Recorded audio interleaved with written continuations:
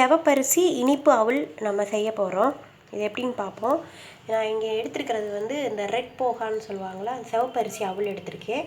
இது வந்து நான் 2 பேர் சாப்பிட்ற அளவுக்கு எடுத்திருக்கேன். அதனால் காப்படி எடுத்திருக்கேன். ஒருத்தருக்குனா வந்து 200 கிராம் சரியாக வரும். அவுள்லே வந்து இந்த சிவப்பரிசி அவுள் வந்து ரொம்ப நல்லது. அதுவும் இது வந்து ஆர்கானிக் அவுள்.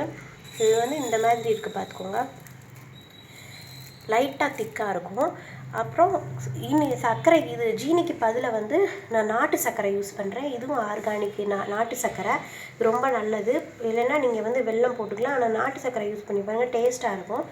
அப்புறம் வந்து ஒரு 2 பிஞ்ச் வந்து ஏலக்காய், 1/4 மூடி தேங்காய் பூ இந்த மாதிரி நல்லா துருவி எடுத்துக்கோங்க. ஃபஸ்ட்டு இந்த அரிசி அந்த அவுளை வந்து நம்ம வந்து ஊற வைக்கணும். ஃபஸ்ட்டு ஒரு பெரிய பாத்திரத்தை எடுத்துகிட்டு இந்த அவுளை கொட்டிட்டு தண்ணி ஊற்றிக்கிறோம்.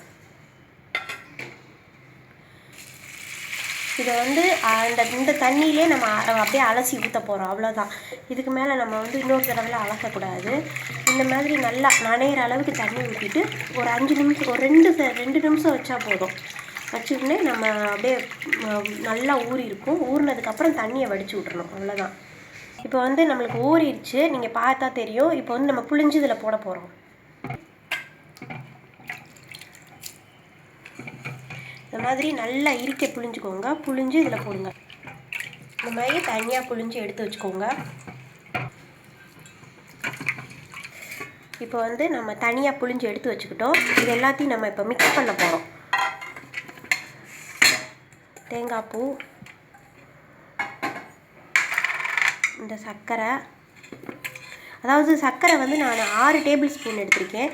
200 கிராமுக்கு வந்து 3 டேபிள் ஸ்பூன் சரியாக வரும். நான் இது வந்து காப்படி எடுத்ததுனால 400 கிராம் எடுத்ததுனால 6 ஸ்பூன் போட்டிருக்கேன். நீங்கள் இனிப்பு, இந்த தேங்காய் போடுறது இதெல்லாம் அவங்கவுங்க விருப்பம். ஏலக்காய் தூளும் போட்டுக்கோங்க. இது நாட்டு சர்க்கரைன்றனால கொஞ்சம் வந்து இனிப்பு கம்மியாக தான் இருக்கும். நீங்கள் வந்து ஒரு தடவை செஞ்சு பார்த்தீங்கன்னா அதுக்கப்புறம் உங்களுக்கு தெரியும், வித்தியாசம் தெரியும். இது நல்லா மிக்ஸ் பண்ணி விட்டுக்கோங்க. இந்த மாதிரி நல்லா கிண்டி விட்டுட்டு நம்ம வந்து ஒரு 5 நிமிஷம் அப்படி மூடி வச்சிட்டோம்னா நல்லா அது ஊறி அந்த இதெல்லாம் இனிப்பு இதெல்லாம் ஊறி நல்லாயிருக்கும். இப்போ நம்ம நல்லா மிக்ஸ் பண்ணிவிட்டு ஒரு 5 நிமிஷம் நம்ம மூடி வச்சிட்டோம்.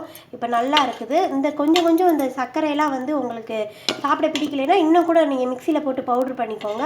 ஆனால் இது நல்லா டேஸ்ட்டாக தான் இருக்கும். இப்போ வந்து இந்த அவுளை வந்து நம்ம வாழைப்பழம் தொட்டு சாப்பிட்டா ரொம்ப டேஸ்ட்டாக இருக்கும். வாழைப்பழத்தை போட்டு பிணைஞ்சு சாப்பிட்டா நல்லாயிருக்கும்.